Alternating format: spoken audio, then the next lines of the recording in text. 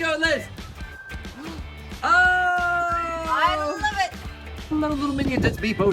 We've got this old dinky light that we're gonna update with a new modern square light. Let's hop right into this. After you turn your power off, odds are you're gonna be replacing an older light, so you're gonna identify that black, that white, and then of course the ground. Then you're going to ensure that the plate that comes with your light actually fits over the hole. Once you have a nice blank slate and you've attached the grounding wire, go ahead and slip it over like so, and I'm just going to use the existing screw holes and with some existing wood screws to just pop in there and make sure that this is nice and flush.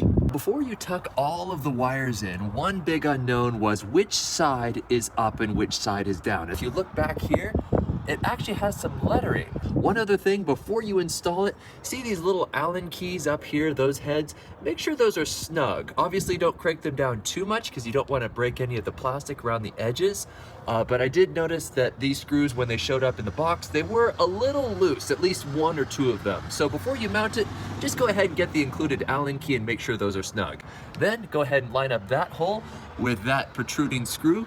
We're good to go. Nice and snug up top. Look at that seal. There's not gonna be getting any water in there. Awesome. 2, 1, go, Liz. Oh! I love it. Wow.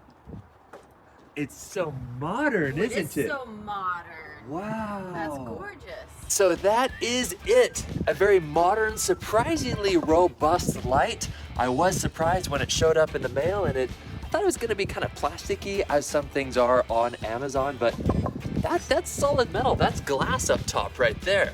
It looks fantastic. I love the glowing ambiance that comes up, and at the same time, it serves a practical utilitarian purpose when I'm out here on my deck with my barbecue. I can actually see the meat that I'm flipping. Amazing. Hope this helps, guys.